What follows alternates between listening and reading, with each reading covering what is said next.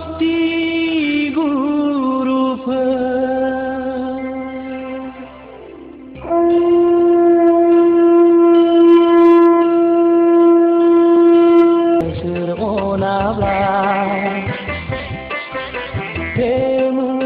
संसाराव माया महिमा सानथ्र'हाया जोबनो गैया बे मुलुगा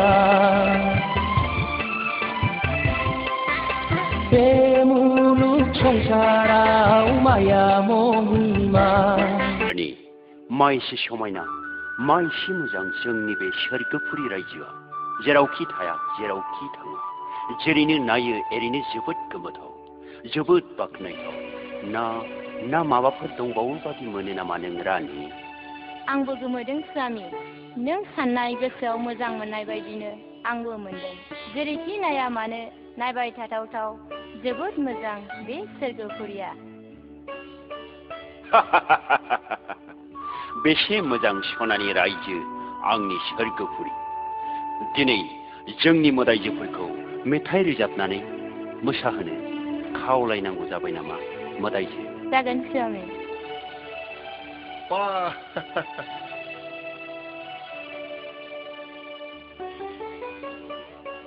महाराजा नोंथांनि रंजानो बोदोर जानायलाय जों सफैबाय।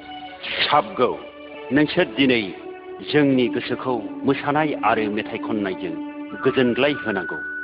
जेनिबो आंखाल गैया बे सोरगोफुरि रायजोआव सान आरो हर समान आरो समान दे रंजा आरो मोसा।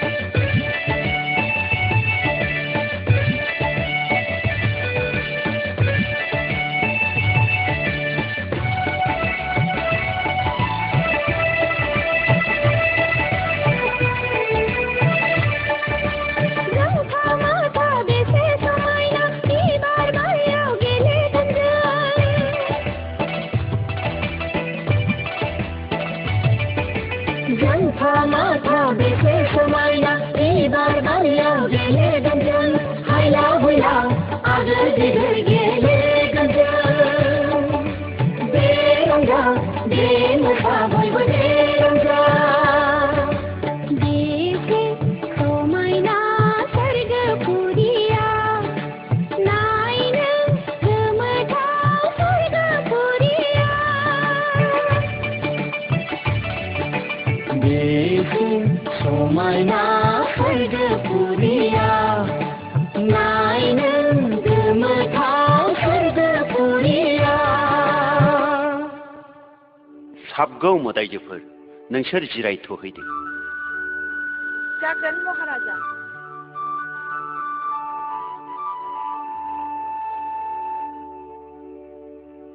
गोमोथाव जोबोरैनो गोमोथाव नारायण नारायण नारायण महाराजानि जै जाथों नारद नों फैदों हामदों सोरगोफुरिनि राजआफादाव जिरायनाय मानगोनां मन्त्रि नोंथांमोन जोंनि सोरगोफुरि रायजोआव जेनिबो गांनाय उखैनाय गैया नाथाय मध्यपुरिनिफ्राय माबाफोर गोदान खौरां लाबोदों नामा नारद महाराजा नों महाराजाना आं मध्यपुरि नुबोनाय गासै जाथायफोरखौसो आं फोरमायनो नोंथांनि सेराव नुजाथि फैदों बियो मा जाथाय नारद महाराजा मध्यपुरियाव शुक्राचार्य होनाय सासे मुनि दं बे शुक्राचार्य मुनिया दैस्यफोरखौ गोमायोब्ला गोदानै जिउ फैनो हायो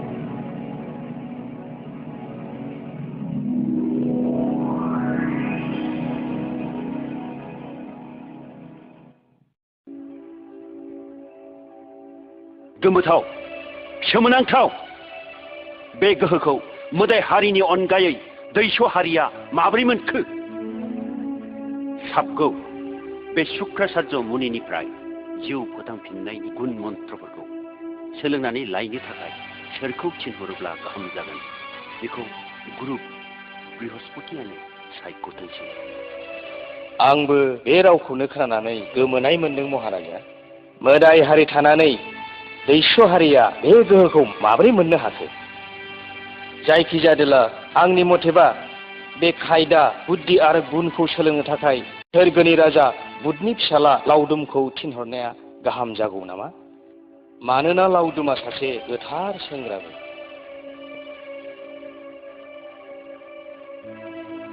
बिब्दिनो जाथोंसै नामा लावदुमानो मध्यपुरियाव थांनानै बे गुन मन्त्रफोरखौ सोलोंहैथोंसै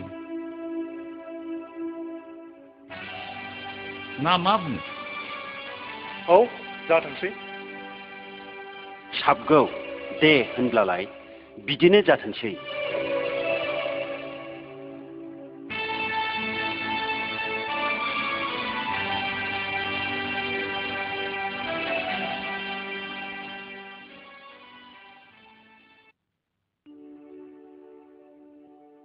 दै बखिरानि सोरगो राजा इन्द्रनि बिथोन दा बावैनो जोंनि फिसाला लावदुमखौ मध्यपुरियाव थिनहरनो हासिगौ। मा मैदपुरियाव मानि थाखाय स्वामी? नारायण नारायण नारायण महाराजा लावदुमनि खौरां लानोसो फैदों आं। नारद, जोंबो बे बाथ्राखौनो सावरायलायगासिनोसो दङमोन। फिसा लावदुमखौ सोरगोनि बिसाराव थि जाखाबायब्लाथ' जोंहा बेवहाय बुंनांगौ जेबो गैला। जोंहा बेवहाय गोग्गाथाव बाथ्रासो। मोजां बाक्य मन्त्रखौ सोलोंना लानानै फैथों, मुलुगाव मुंदांखा जानो हाथों। थांनायसाय नारद, नोंनो नायनायसाय। जागोन महाराजा, बिदिब्ला आं थांनोसै। नारायण नारायण नारायण।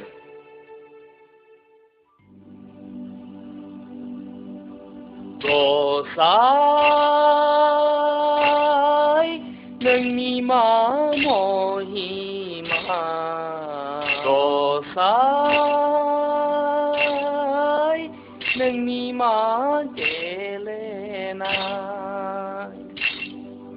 मुलुग संसारा नोंनिनो गासैबो सोरजिजोबनाय,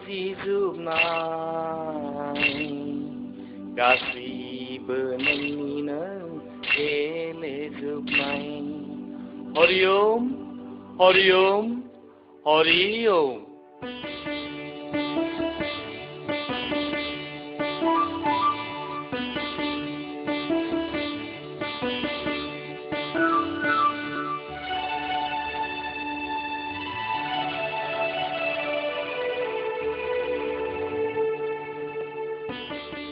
नारायण नारायण नारायण।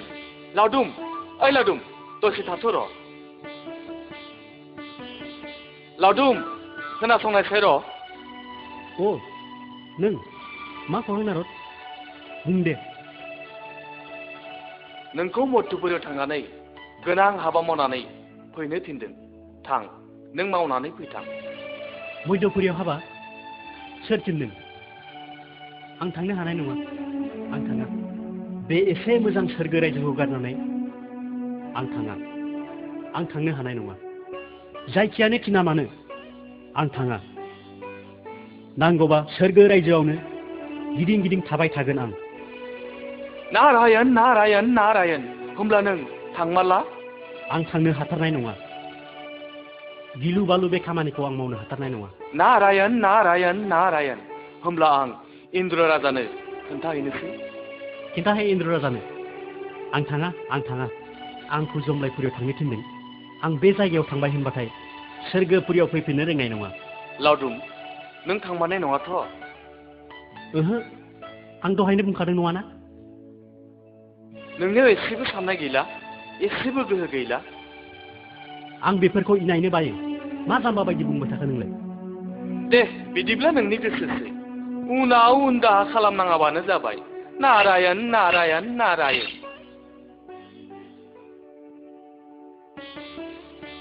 नारदआ बुध राजानि फिसाज्ला लावदुमनाव खौरां दैथायहैनाया मानो एसे गोबाव जाहैखो? दाहालागैथ' खौरांनि फिननायखौ लाबोफिननांसिगौमोन ना? नारायण नारायण नारायण। मोदाय राजानि जै जाथों। मा खौरां मोनबोखो नारद? महाराजा, नोंनि आरो सोरगोपुरिनि थिरांथा लानाय हाबाफारिखौ लावदुमा माथो हेवसो खालामदों। गनायहांबो जायाखै। बे माथो हाथारनाय नङासो बुंदों। दा मा खालामबावनो महाराजा? लावदुम, आं जादों सोरगोनि राजा इन्द्र। आंनि बोसोनखौ हेव खालामदों। बाह, छि छि छि छि छि छि। बिनि साजाखौ मोनगोन। बिनि साजाखौ आं दानो हैगोन। मा मैया मैया राव जाखो नारद? मा खालामबावनांगौ? जिंगासिन नाङा महारानि। बेफोर गासिबो गसाइनि गेलेनाय। नारायण नारायण नारायण। आंबो थांनोसै।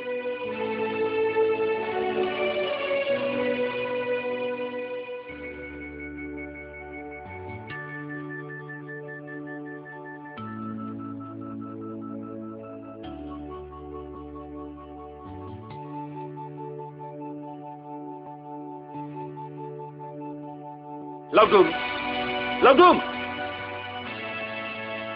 नों आं थिननाय बोसोनखौ फेलें खालामनो सानदों नङा होनब्ला मा नों मध्यपुरियाव थांनो गोसो दंना गैया बुं आंनो दानो फिननाय नांगौ लावदुम नों आंखौ दाबो सिनायाखै आं सोरगोपुरिनि राजा इन्द्र आंनि बोसोनखौ मानियैनि खिथेरा थां मध्यपुरियाव एम्बु जानानै आलाय सिलाय रायजो जाहै नोङो आंखौ निमाहा होदो महाराजा आंखौ निमाहा होदो निमाहा गैया थां मध्यपुरियाव एम्बु जानानै आलाय सिलाय रायजो जाहै थां थां लावदुम थां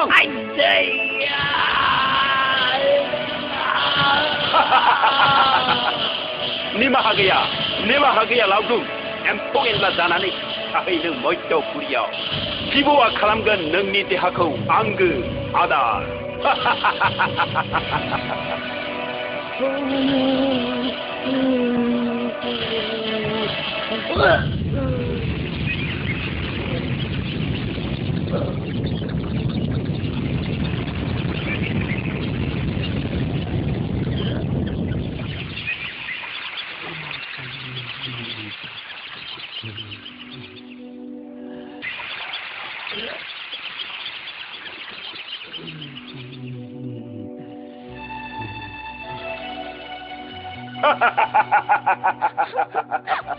महाराजा जोंनि फिसाखौ मानो बिदि आलाय सिलाय खालामखो निमाहा होदो महाराजा आं बिमा जानानै बे खेबसेनि दायखौ निमाहा बिबाय निमाहा होदो जोंनि फिसाखौ निमाहा होदो महाराजा लावदुमखौ रैखा होदो महाराजा जोंनि फिसाखौ मानो बिदि साजा होखो आं बिमा जानानै बे खेबसेनि दायखौ निमाहा बियो निमाहा होदो महाराजा निमाहा होदो महाराजा जोंनि फिसाखौ रैखा खालामदो लावदुमखौ निमाहा होदो महाराजा नोंसोर जेबो मिथिया पुत्रजा आरो दैबुखि आं जाबाय सोरगो रायजोनि राजा इन्द्र आंनि बोसोनखौ हेव खालामनायनि जाहोना मोनबाय बियो एम्बुनि साव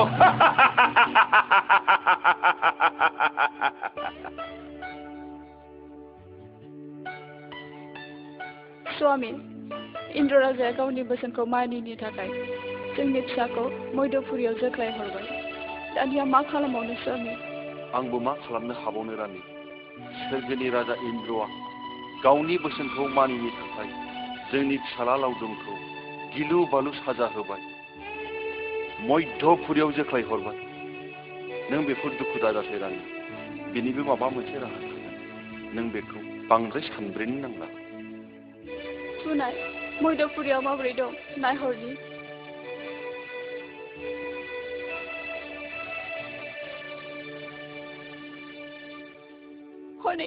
हनै नाहरनाय स्वामी फिसा लावदुमा एम्बु जानानै लावदुमा मोदै रथ' रथ' गाबलांबाय मा खालामबावनांगौ स्वामी महाराजा इन्द्रआ गावनि बोसोनखौ मानियैनि थाखायनो जोंनि फिसा लावदुमखौ गोदाव सोराव मध्यपुरियाव थिनहरबाय आंबो बासायनो हालिया महारानी जोंनि फिसा लावदुमखौ आंबो बासायनो हालिया नों बिदि होननानै आं फिसानि दुखुखौ नायबाय थानांसिगौ नामा थु माबा थु इन्द्र राजानाव थु नाथाय मा बुंहैनो राजाया बिखौ गावनि बोसोनखौ मानिनि थाखायनो जिबायदि रागा जोंदों आरो गावनि आखलनि थाखायनो एम्बु जानायनिबो साव होजादों दा थांनानै मा बुंहैनांगौ थु आं महाराजानाव फिसा लावदुमनि थाखाय आरज गाबहैनो थु थु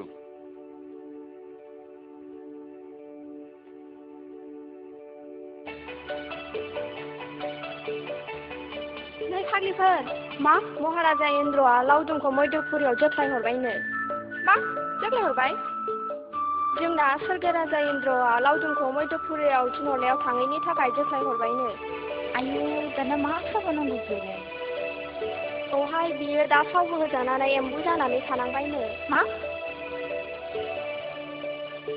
दहाय बिदिब्ला मध्यपुरियाव लावदुमा माबोरै दं नायदिनि थु दहाय थु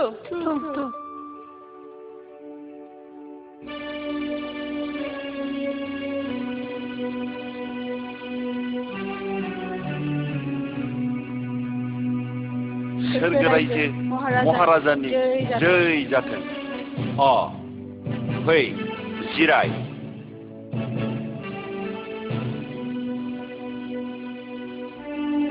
माबाफोर बुंनांगौ खौरां दंमोन? महाराजा आंनि फिसाला लावदुमनि सायाव मानो एम्बुनि साव होनाय जाखो? बेखौ नोंसोर गोब्राब साननो नाङा। लावदुमा सोरगोफुरियाव मोनबो मावखाया। बियो मध्यपुरियाव थांनानै एम्बु जानानै सुबुंनि गोबां खामानि मावफैगोन। मध्यपुरियाव गोबां जिब जुनार, बिफां लाइफां, दाउमा दाउसा, एम्फौ एनला आरो मुनुसमाया दं। लावदुमा एम्बु जानानै बिसिनि गोबां हाबा मावहैगोन। जेब्ला बुहुमाव साननि बिदुंजों बिफां लाइफां गासिबो जिं जिं रानलांजोबगोन, अब्ला बुहुमाव थानाय गासिबो जिब जुनारा थानो गोब्राब मोनगोन। अब्ला एम्बुआ एफ अं गाबनानै अख्राङाव जोमै सोमजिहोगोन। जोमैजों जोमै सौग्रावलायनानै अखा हागोन। अखा मोननानै बुहुमा थाजिम जागोन आरो बयनिबो गोसोआव गोजोननाय फैगोन। गोजोनबाय महाराजा। बिब्दिब्ला जों थांदिनि। खुलुमबाय महाराजा। महाराजानि जै जाथों।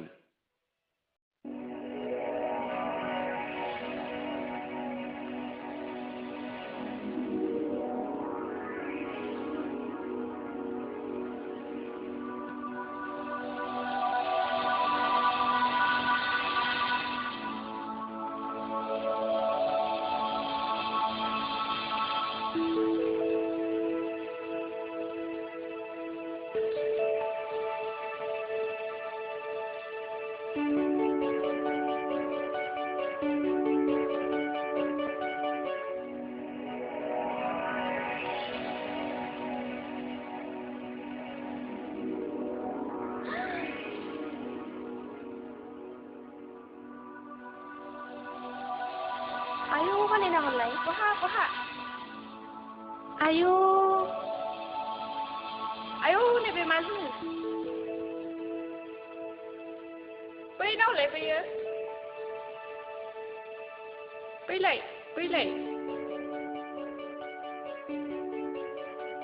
थुदो बैयाव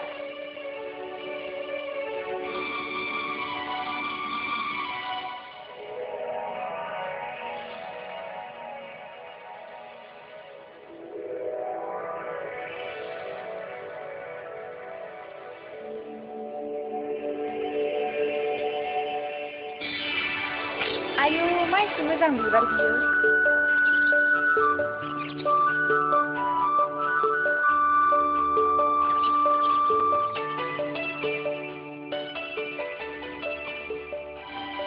आयौ मा एसे मोजां बिबारनि बागान बियो आंबो गोसोखौ जोबोद गोजोननाय मोनदोंहाय सोरगोफुरि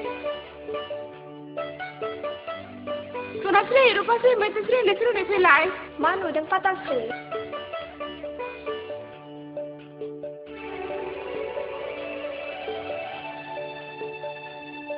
बार बारनायजों बिफां लाइफांनि बिलाइफ्रा बेसे मोजां हायलालाय हुइलालाय देंखो मोजां जाना मोसादों।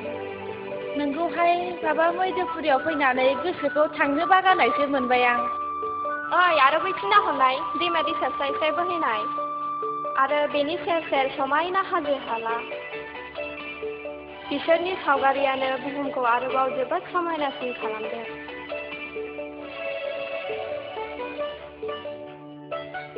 बुहुमाव मुनुसमायाफ्रा हाबा हुखा मावै दाङै जायो। बे बुहुमावनो जिब जुनार एम्फौ एनला दाउमा दाउसाफोरबो दं। जों बेखौल' नायनानै मा जानो नागिरहैनायजों लोगोसे दस्रा जायगाखौबो नायदिंहैनि। थुदोहाय थुदो बेखौल' नायनानै मा जानो थु।